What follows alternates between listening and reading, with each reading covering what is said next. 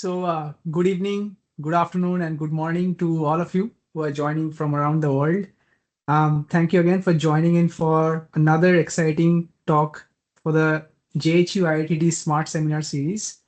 And in particular, today we have a very honorable guest, a distinguished researcher, and one of the leading voices in the intersection of mechanics, materials, computation, and scientific machine learning, Dr. Sid Kumar.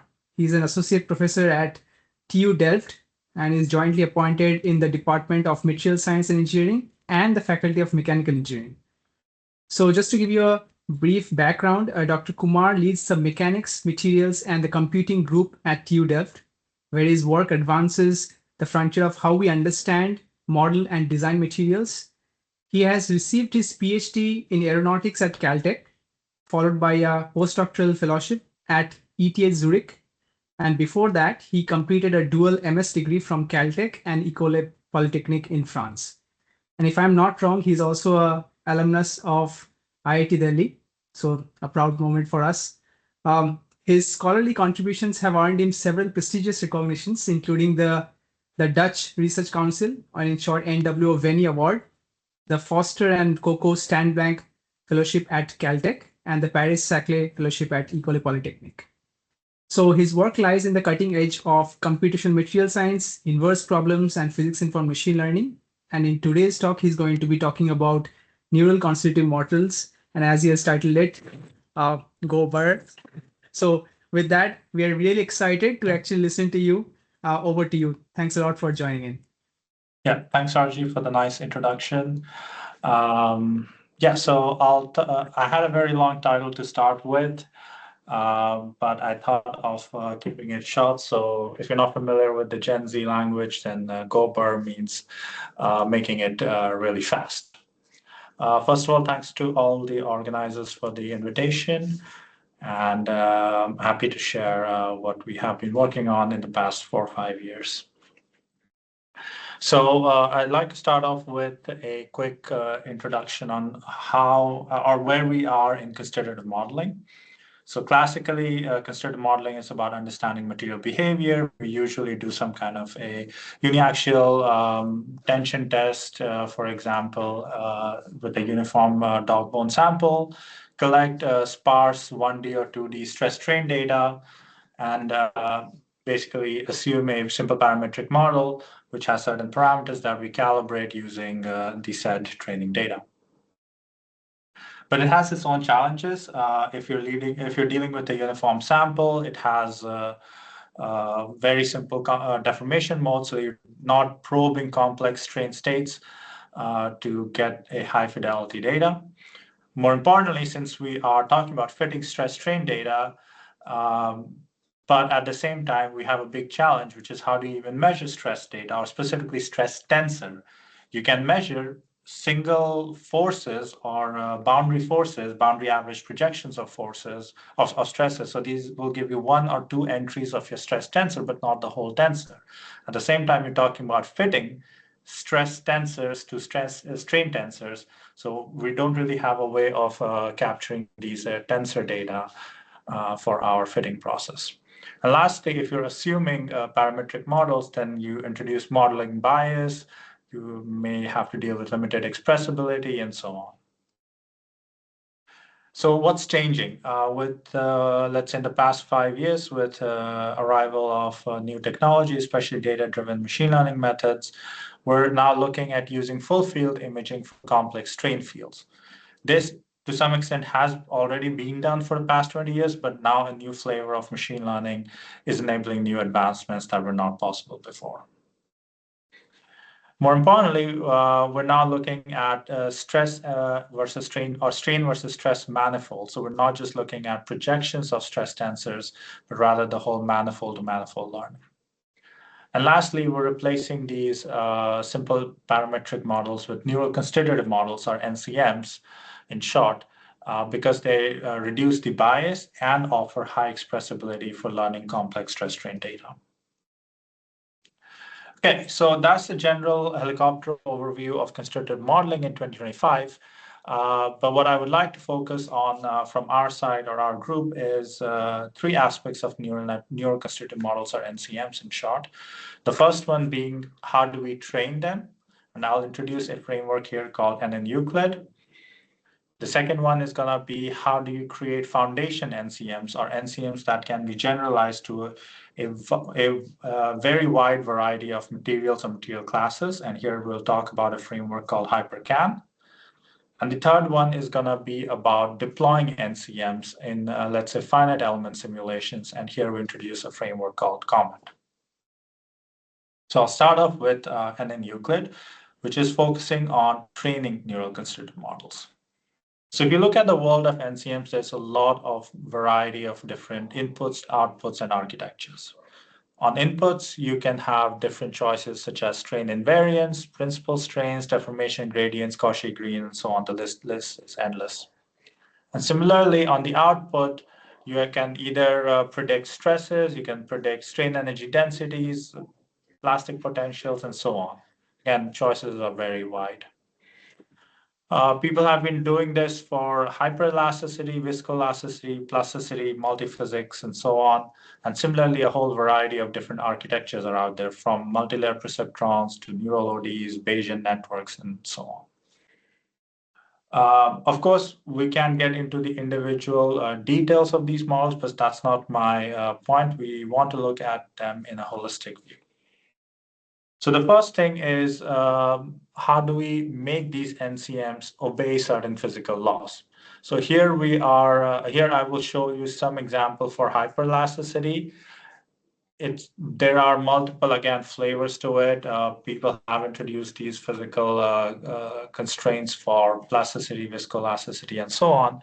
But focusing on hyperelasticity, just as a representative example, you want the stress at zero deformation to be zero. You want the strain to be zero, strain energy density to be zero, and deformation equal to identity tensor. You want the material model to obey objectivity. And you may want, let's say, for example, material stability while allowing for structural instability. So that implies you need to have some kind of a convexity constraint. And this convexity constraint appears in different ways and forms and ideas in different material models using NCMs. So how do you use convexity as a physical bias?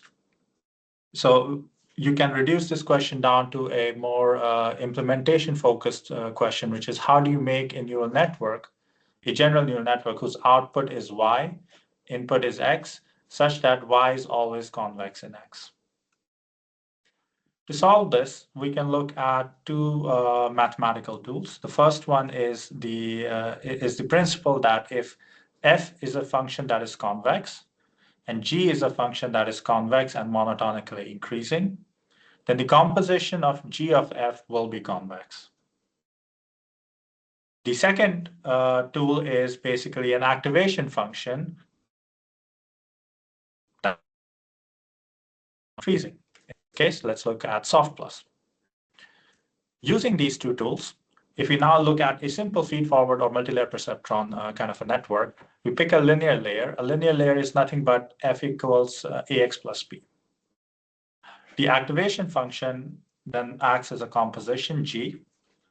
And in this case, if we now constrain our weights, in this particular case, a to be positive, so if f of x is soft plus ax plus b, then we are halfway already there. Secondly, if we constrain our activation to be convex and increasing, such as using soft plus squared as an activation function, with these two in hand, we now satisfy this condition that g of f is a convex function. Using these two, we can now actually build a network that is input convex or guarantees the convexity of the output in terms of the input by construction. So this is something we've shown in a fairly old paper by now on input convex neural networks for hyperelasticity, and has been also shown by other colleagues as well. So here in this case, we consider, let's say, the deformation gradient f coming in as input. We convert it into strain invariance. You have fiber orientations and so on. And then you have these linear layers that allow for convexity, predicting the final strain energy density. This network, by construction, satisfies some of the basic requirements, physical requirements that we have from hyperelasticity.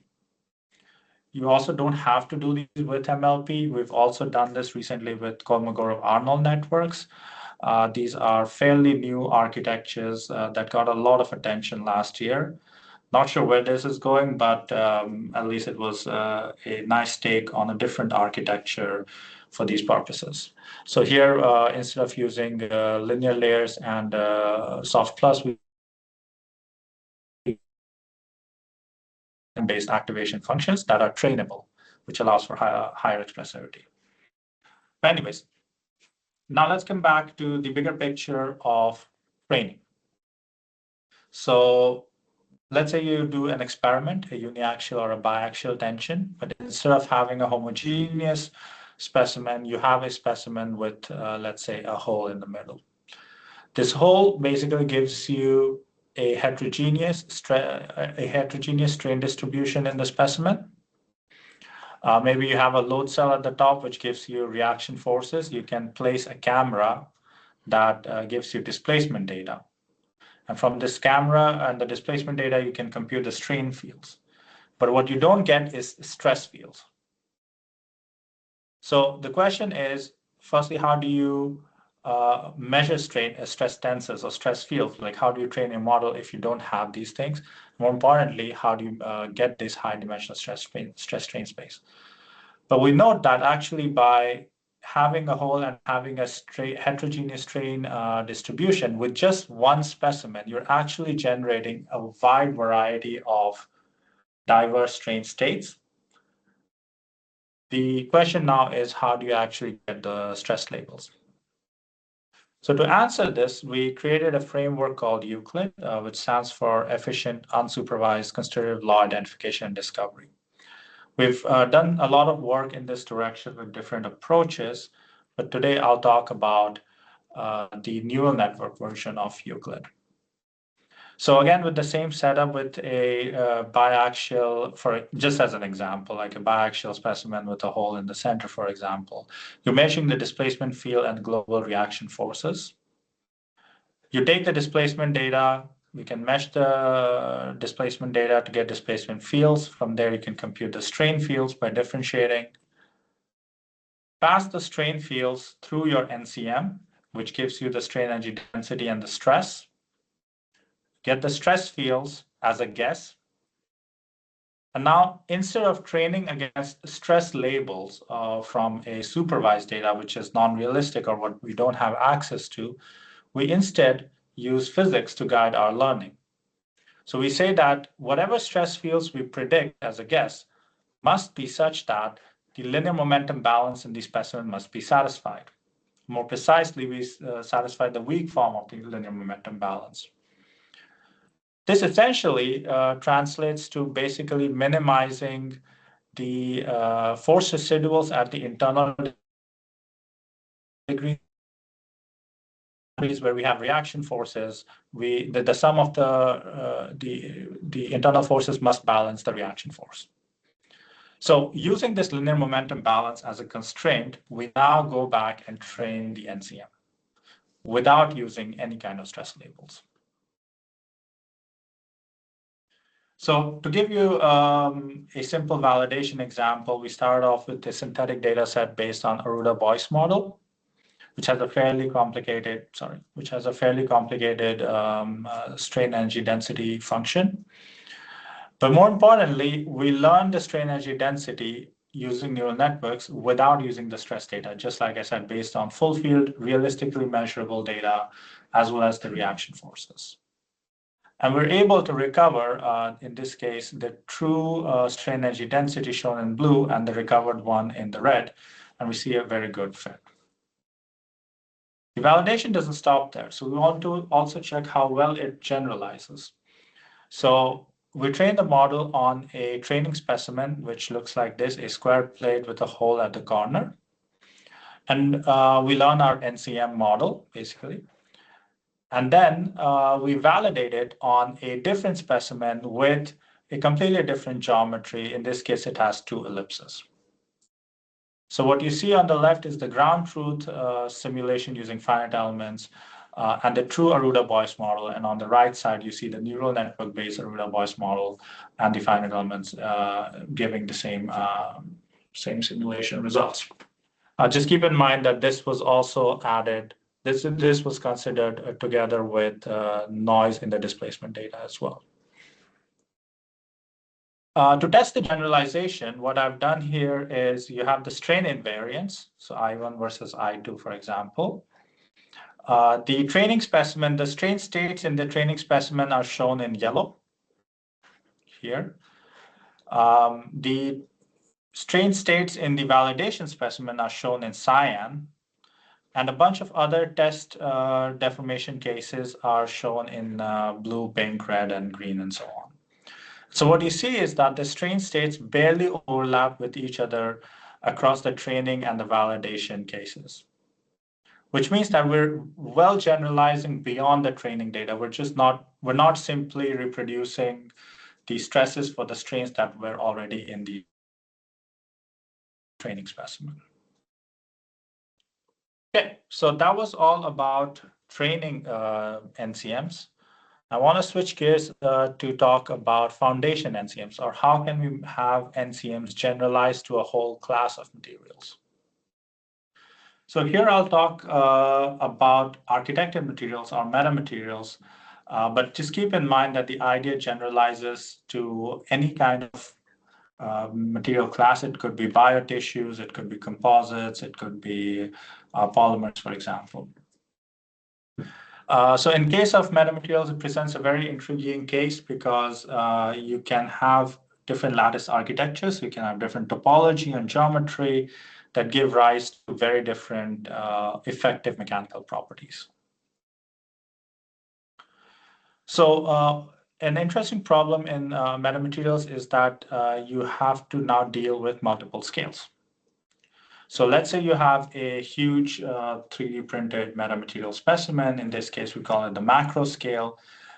It's a big sample so that the length scale of the unit cells are very small, basically at the micro scale, the so-called micro scale, such that the strain or the deformation state from the macro scale gets passed down to the micro scale, where you can then compute its effective properties, or more precisely do computational homogenization and pass the stress back to the macro scale. However, this is quite challenging because firstly, you have to iteratively solve microscale boundary value problems. So if you have 10,000 unit cells, you have to do 10,000 simulations for each iteration at the macro scale. More importantly, if you want to compute numerical derivatives, so let's say you want to compute the tangent matrix, that is again very, very expensive, especially now that you have to do it at the macro scale for each and every unit cell. Now, in the past, several researchers across the field have proposed the idea that you can develop an effective constitutive model for the micro scale, and then even replace these classical constitutive models with neural network-based constitutive models, because they can capture highly nonlinear behavior. You have a data-driven approach, so you're less assumption dependent, and you can get smooth and exact analytical derivatives, especially with new automatic differentiation methods. But we wanted to answer a different question. What if we have a different unit cell, right? So if you look at the space of these kind of metamaterials, here I have four representative examples, fairly similar unit cells, but they have very, very different mechanical properties. So I have four different cells, and you can see their compressive stress strain response can be very different from each other. So how do we create a constitutive model that can encompass all different lattices? So first, what we did is create a very big design space. So here we have a truss lattice, which has, we consider one octant of this lattice. And what we did is we consider vertices and face nodes, and then we can now perturb these face nodes in different directions. More importantly, we represent this design space as a graph. So you have vertices represented as graph nodes and the beams represented as graph edges. Using this graph representation, we can now represent each lattice, each truss lattice with these vertices and these face nodes as two data structures. So we have adjacency matrix, which tells me which nodes are connected to which other nodes, as well as node features of the positions of these nodes in the 3D space. Okay, so armed with this 3D graph representation, we created a design space which has over 10 to the power 105 unique topologies. This is just a crude estimate, but basically the topological design space is absolutely huge. And this is not even considering the infinite geometry variations that you can have by perturbing the individual nodes. So here you see a plot of the Young's modulus of these lattices across different directions. And again, you see a very diverse property space achieved as well. We created a data set of about 6,000 unique topologies. So it's a very small slice of the entire space of truss lattices that we have. Okay, so we want to create an NCM that is now applicable or gives you an accurate stress strain response for every lattice. The first idea that comes to our mind is basically, why not take the design parameters and just concatenate them as additional inputs in our NCM? And you're right, that's a fairly straightforward approach, unless you realize that when you're dealing with very high dimensional spaces, like the ones that I showed, or when you're dealing with graph-based spaces which don't have any vector-based parameterizations, you cannot easily just add additional inputs to your NCM. So we take a different approach. We said, why not parameterize the whole NCM on each lattice? What I mean by that is we take the weights of each linear layer and have that predicted from another network. We call it hyper-network. So this hyper-network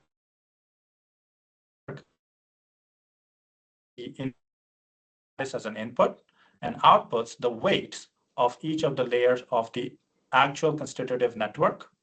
And more importantly, this constitutive network here, you can build it in ways based on, let's say, convexity and all, so that it satisfies all the mechanics principles that you want it to satisfy.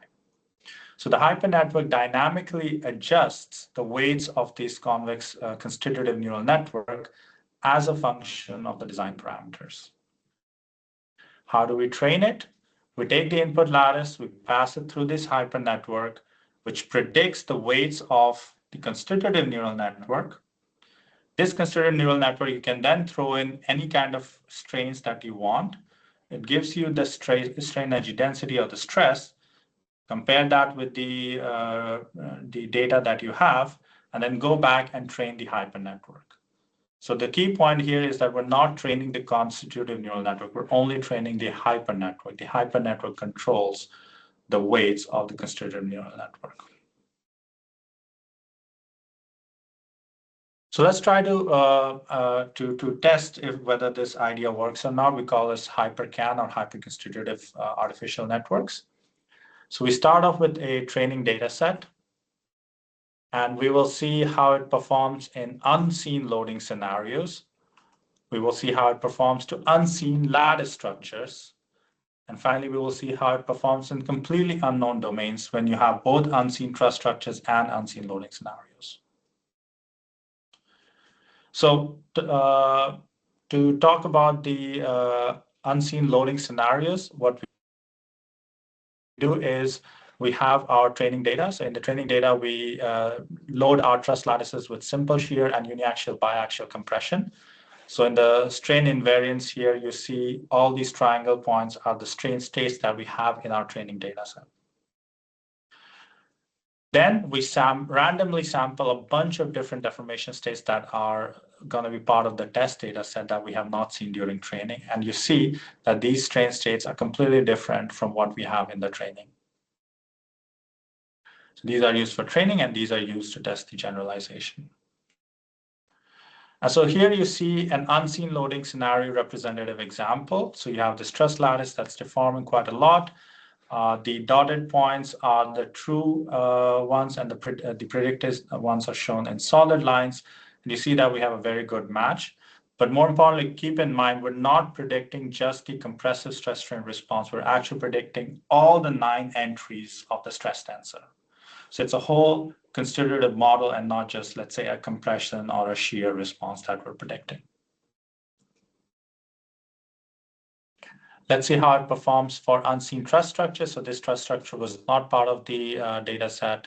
Of course, we have more rigorous analysis in the paper. I'm just showing some examples here. But again, we see a very good match between the predicted and the true stress components. And again, all 9 stress components for that matter. We can go to completely unknown domains. So here we have unknown or like unseen truss structures, but we have also unseen loading scenarios. Again, we see a very good match in the stress predictions.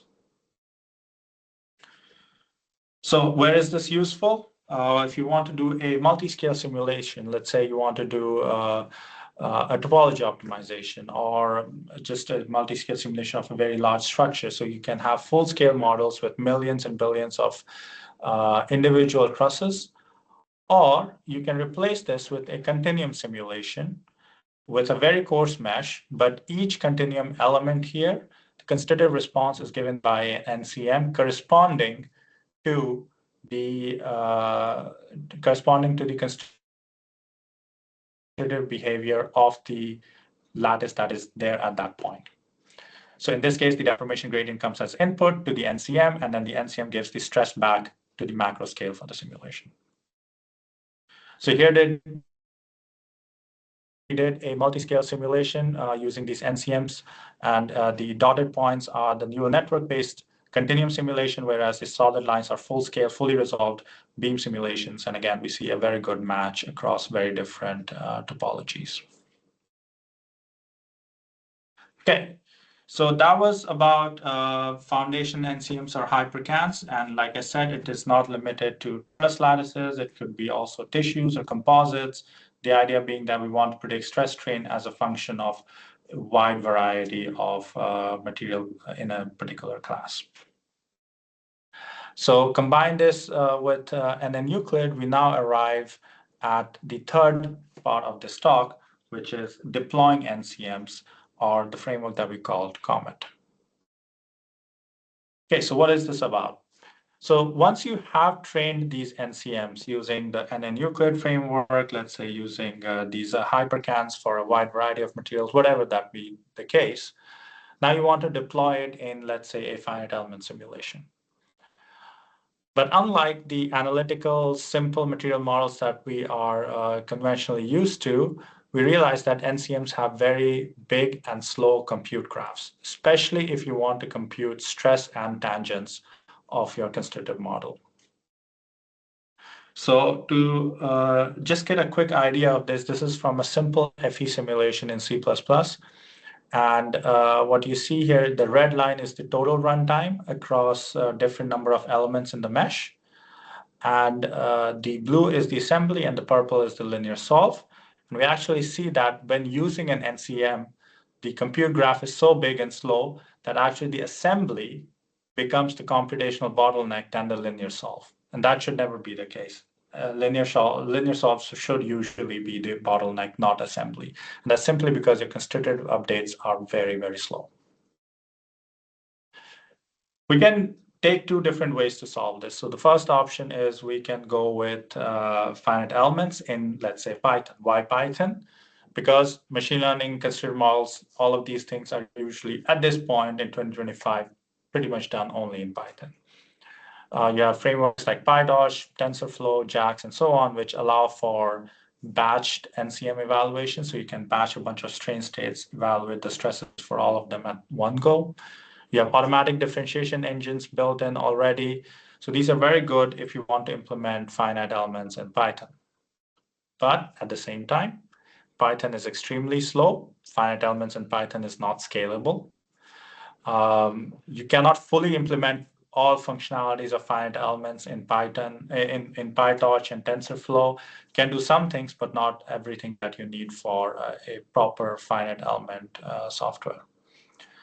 There are some notable attempts like JAX and JAX-FEM, but unfortunately, they're also not scalable to multiple nodes. So if you want to do really, really large simulations spanning thousands of compute nodes, that's not possible with JAX. You're limited to a single node. Okay, so FEM in Python is not a very good option. How about the other way around? How about we integrate NCMs in legacy finite elements like, let's say, Abacus, ANSYS, Phoenix, and so on? Here, finite elements has been optimized over decades. They run very fast. They're very scalable to multiple compute nodes, but there are no automatic differentiation capabilities. Bash constitutive evaluations do not exist. We typically write for loops in all of these finite element codes, especially when dealing with implicit solvers. And there have been some notable attempts on retrofitting NCMs via UMATs or just simply hard coding neural networks. But they're not, these finite element environments are not optimized for these NCMs, and they present a huge computational bottleneck, effectively making assembly the bottleneck for the entire simulation again. Okay, so how do we solve this? We say no to retrofitting. So we don't want to retrofit FEM into Python or NCMs into legacy finite elements.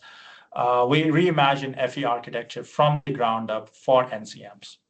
So that's where we introduced this package called Comet. It's a scalable finite element environment in C++ with a deal to Etsy and MPI for scalability, where NCMs are integrated via .script. Now, it's not just merely a software implementation.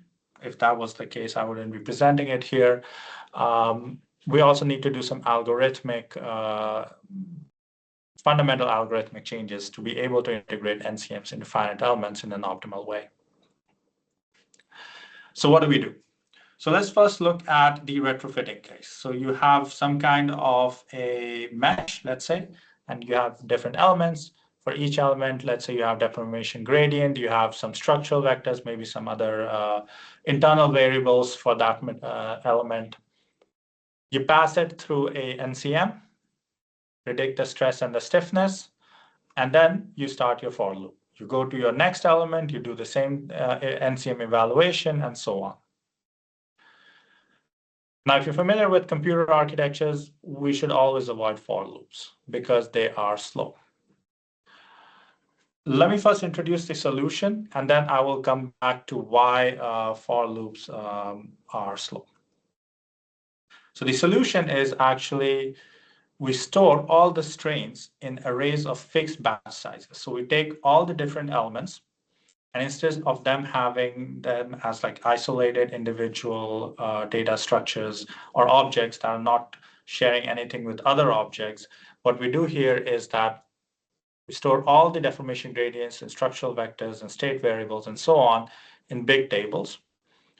And all of these tables go into NCM together for a batched evaluation. And therefore, we get bash stresses and stiffness evaluations in a vectorized manner. Similarly, similar to how you do things in, let's say, machine learning, we can also introduce the concept of batch sizes. So if your whole mesh does not fit into the memory, you can actually batch it into smaller tables. So some elements are batched together to go into the NCM, and you get stress and stiffness. And similarly, the remaining elements can then be created into another batch for another evaluation via the NCM. But the key here is that we want to avoid for loops as much as possible and calculate our stress and stiffness in a vectorized manner. This can also be scaled across multiple nodes through MPI. So you can have MPI rank 1 in this case, for example, doing its batch evaluations. And similarly, MPI rank 2 can be working on another part of the mesh if in case your mesh is very big. But the idea remains the same, that we minimize our for loop calculation as much as possible using vectorization. So what are the benefits of using this batch evaluation? So this is material point evaluations here. So I'm simply computing the constitutive updates. I'm just computing the stresses and the stiffness. I'm not doing finite elements yet. On x-axis, you have batch size, and on y-axis, you have the speed up. So what you see here is by just merely removing for loops, which would be the naive case here, when you have 0 batch or 1 batch size, you can achieve as much as 10 to the power of 2.5 or something like that magnitude, almost 2 orders of magnitude, not twice, 2 orders of magnitude speed up by simply using batch vectorization. Now we have to understand why or where this speed up is coming from. So instead of looping over each of them, you are actually evaluating them on a single in a single batch. Let me try to explain this using this slide. So if you're evaluating all of these material points at the same time, you're massively reducing the cache misses that you would have were you to do a straightforward for loop on all of them. So on x-axis, again, you see batch sizes. You have different architectures, we get similar results for them. And for different mesh sizes, you have different colors here. On y-axis, you have the relative cache misses.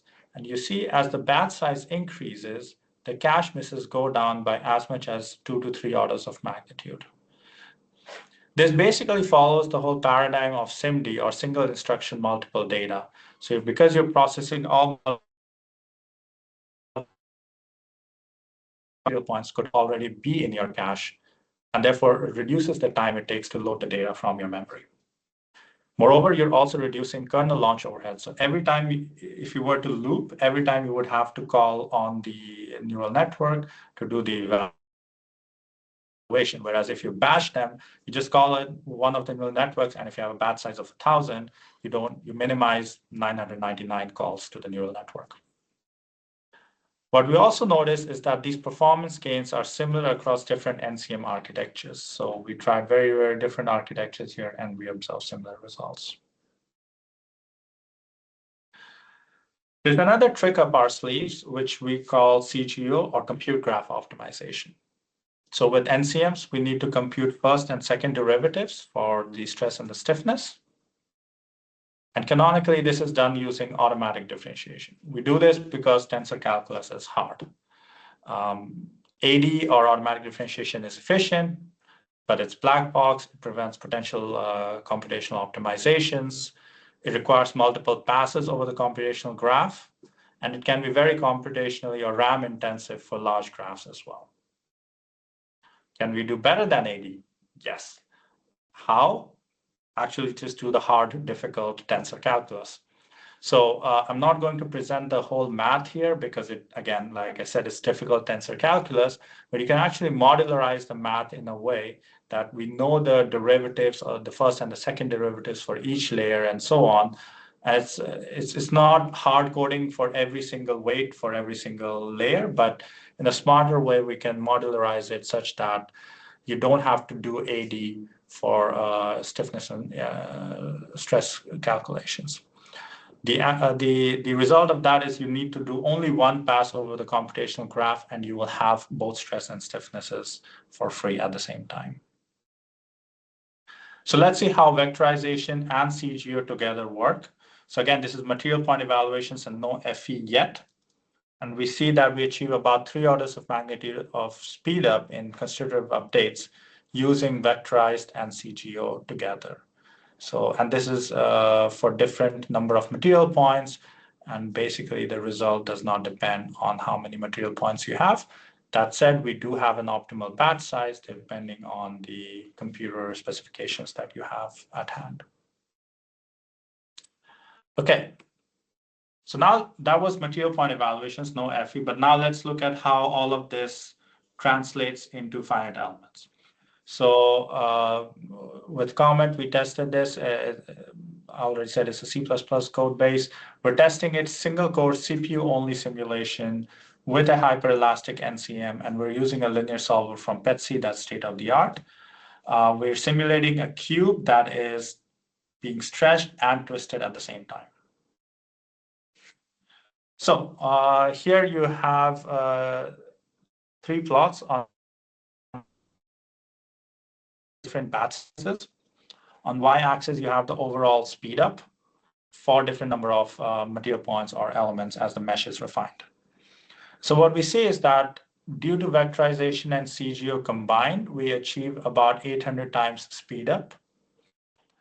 With vectorization only, we achieve about 150 times speed up, and with CGO only, we achieve about 2 to 8 times of speed up. I do want to highlight that the speed up, we're not doing things like physics-informed neural networks or neural operators and so on, where we're approximately solving the differential equation. The differential equations are being solved exactly using finite elements. The classical finite elements, we've only replaced the constitutive model with a neural constitutive model. Okay, let's go to a bigger simulation. So this time we have 16 cores. It's again a CPU-only simulation, batch size 512, hyperelastic, PETSI solver. This is a case for a heart myocardium tissue being deformed. And these are the speedups. So on x-axis, you have number of DOFs. Y-axis, you have the wall time. And blue lines are no vectorization, no CGO. Orange lines are vectorization and CGO combined. And we see in assembly as much as 603 times for very big meshes. And the total one can range anything from 200 times to about 55 times. You see that at some point, the total runtime speed up difference is going to go 0. And that's because at that point, and we have done the best optimization we can on the constitutive side of things.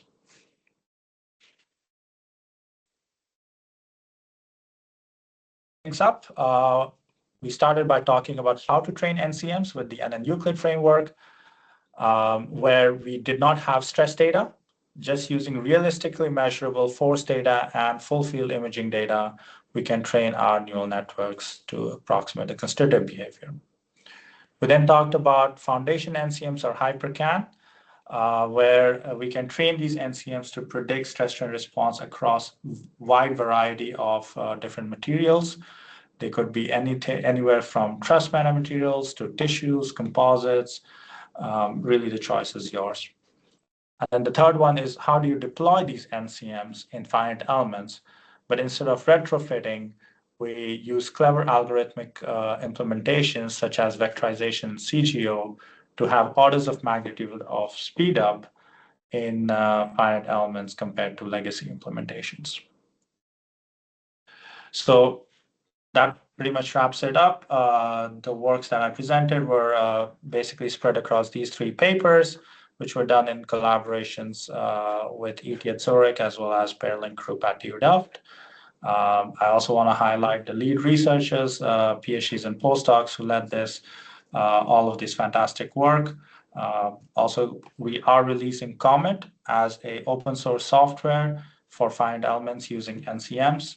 This was developed by Benjamin Alheit, fantastic postdoc researcher working with us, and who's also going to be on the job market soon. With that, I would like to thank you and welcome any questions and comments.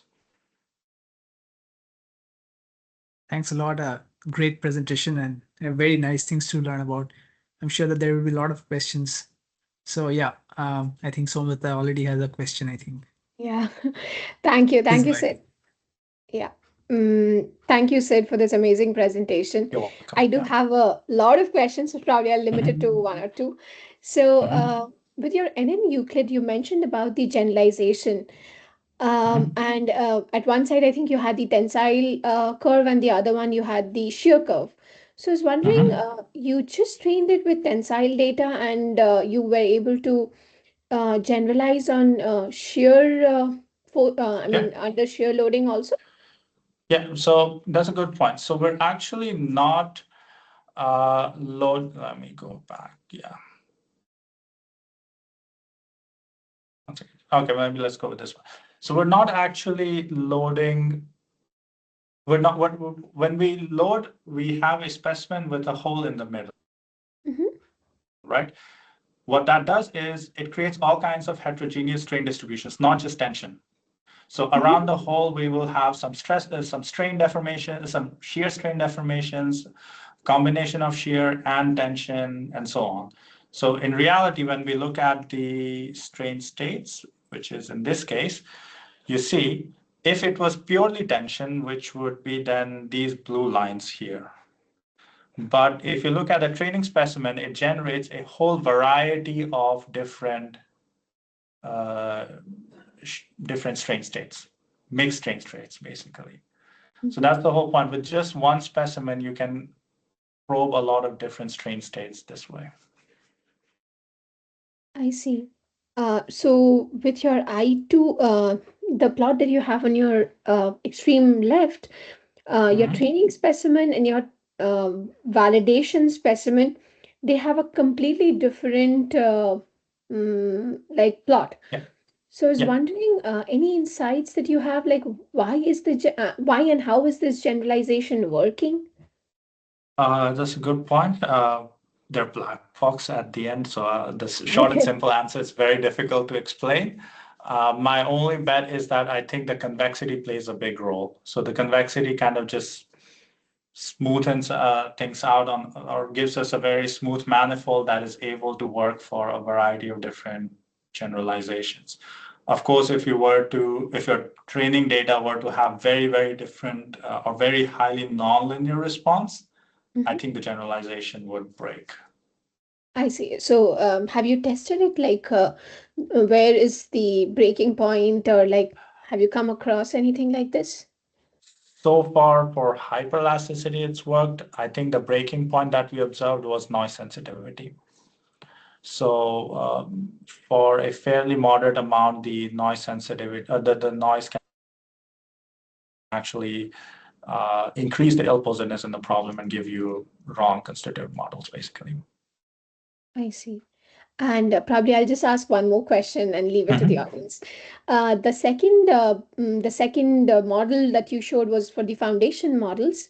mhm, And my question was like, when you are training the HyperNet, is the output the mhm. weights for the next network, or Yes. So we're quite literally just predicting the weights of the whole network. so that's going to be very high dimensional? Are you doing any kind of Uh, reduction? no, actually, so I think it was, if I remember correctly, 3 or 4 layers. Um, I think maybe 20 or 30 high, 30 hidden, 30 dimensional, 4 hidden layers, something like that. So No, I meant the output for the hyper network. So the output for the hyper network, that is fairly high dimensional. Yes, that is fairly high dimensional. I see. And you are not, you're just directly taking that output, and that's the weights for the next, for the constitutive neural Yes, network, yeah, right? yeah. I see. Okay. Yeah. Thank you so much, Sid. This was a No worries. amazing Yeah. presentation. Razib, I'm Um, done. yes, okay. Arjun, if you can ask the question.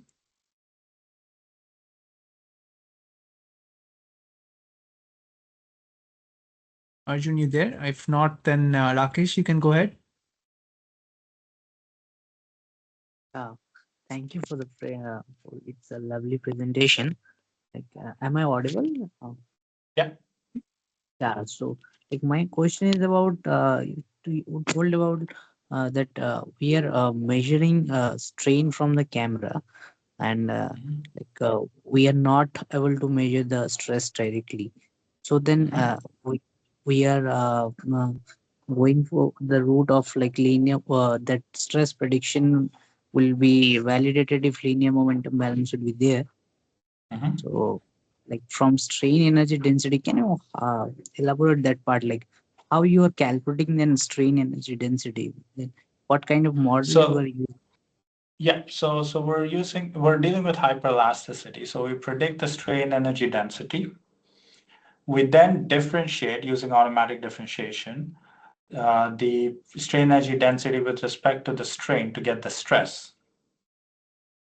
And we do this for every quadrature point or every material, get the stress field. Yes, like Stress then field to get residual forces. sorry, actually, I think my network is poor, so I couldn't get. Can you repeat that? Yeah, so what I'm saying is the network outputs the strain energy density, which we then differentiate using automatic differentiation with the strain to predict the stress field for each material point. From there, we compute the forces at each node, and then we minimize the force residuals.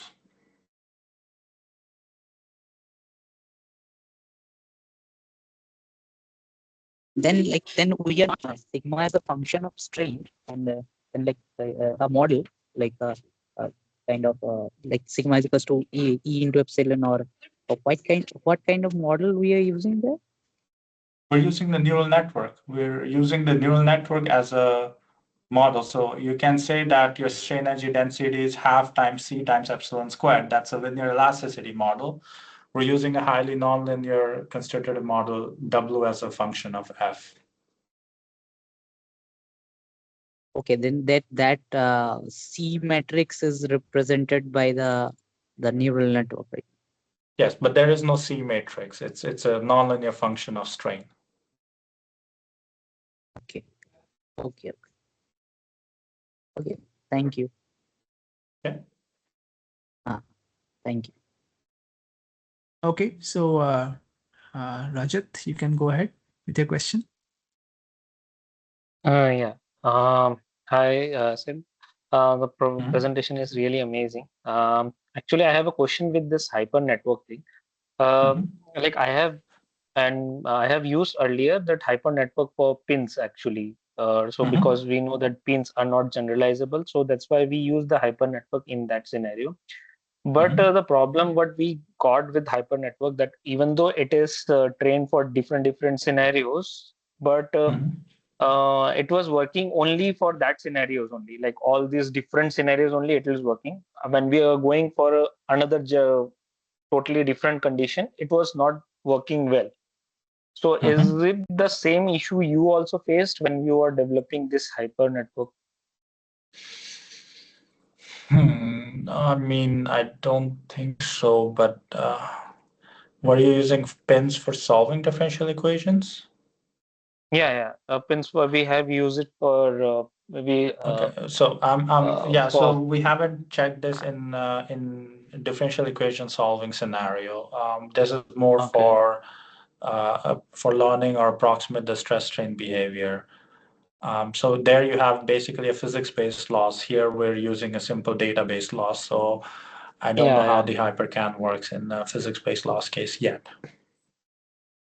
Okay, because a similar thing we were using it for air preheater problem.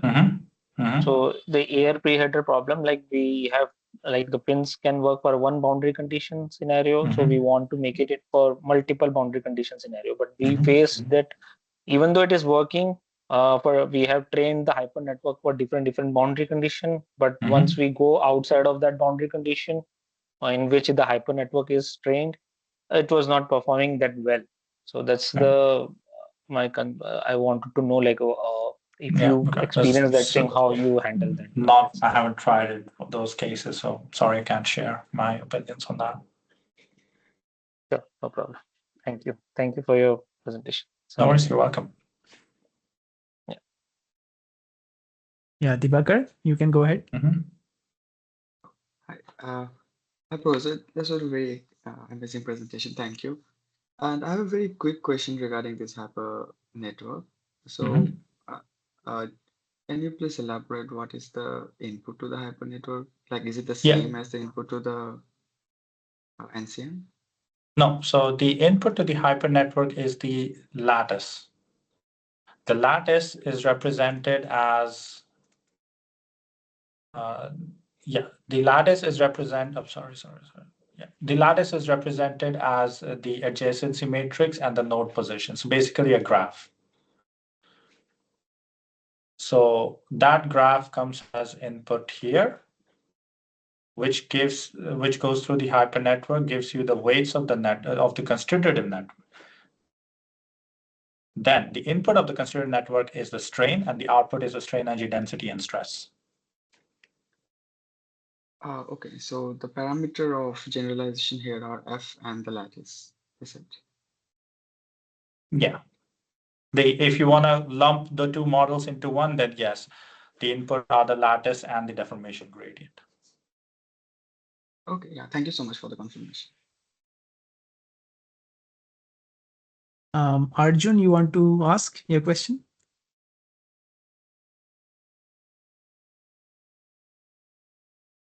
Arjun, we can't hear you, I think. Yeah, Arjun has some network issue. So maybe Arjun, you Yeah. can type the question. In the meantime, I have one or two quick questions. Right. So yeah, hi Sid again. So the Comet work is exceptional actually. So are you also doing the GPU version of that? Because right now it is on No. OpenMP, if I understand correctly. So Yes. So you are looking to develop it, the GPU version, or do you see some limitations with the GPU version? Totally GPU solver, let's say. We haven't done GPU yet. It could be possible. The current, like my opinion is that we can optimize it further, but then you're only going to be optimizing the assembly part, which I think we already achieved sufficient. Like vectorization gives you sufficient speed up that assembly is no longer a challenge. What is more important then is basically scaling it to bigger and bigger meshes, which require MPI. So there might be a point of diminishing returns where using GPUs are only gonna speed up using GPUs is only gonna speed up the assembly part, but that is already fast enough with vectorization. Okay. But that's okay. my personal perspective. Okay. No, that's fine. I think that makes complete sense. The other thing is that in the first part, right, NN Euclid, I think you use the weak form, right, to satisfy the linear momentum balance. Was it a conscious choice because you were integrating with FEM, or do you see some advantage of using weak form? Because I think the loss landscape, because it's physics inform, becomes easier, I think, or not so erratic in weak form. So was that the reason? We did try strong form because I think we didn't want to differentiate it. And it's been a few years, so I need to recall it a bit. But I think, to do strong form, you'll need to differentiate your stress fields, which are already fairly noisy. If you have displacement field, if your displacement field has noise, that's going to propagate through your neural constitutive model to the stress fields, which if you differentiate further to compute the stress, to compute the strong form, is only going to make things worse. So you're sticking with weak form, you avoid one round of differentiation and therefore noise making life harder. Okay. Yes, I think, so that was lastly in the CAN part, right? So the graph, you use graph network is my belief because your input was a graph to the hyper network, right? We don't use a graph network. We just simply take all of the adjacency matrix and the node positions and just pass it through MLP. Okay. Then the question is irrelevant. I was going to ask that graph are notoriously slow, right? So we can use graphs to sort of get some kind of embedding and then pass it through a linear layer to get the weights. That's also a possibility. Yeah. Okay. So I was thinking that graphs are very slow. I mean, it does not scale well with number of nodes. So I was thinking that so how many nodes you had is what I was going to ask, but I think you're not doing that. So that's So we had, I think, if I should have it here. We have about, I think, 25 or 26 26 nodes or 27 nodes. So we just didn't go for graph and just simply an MLP. Okay. Makes sense. Thank you. I think that was all from my side. Rajdeep, maybe Arjun has written the question. We can use have that at the last question and then wrap up.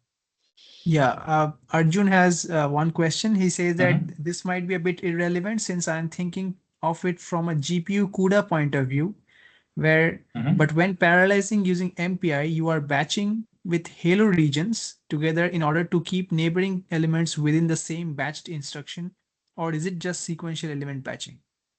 So he's put it in the chat. So are you batching with halo regions together in order to keep neighboring elements within the same bash instruction?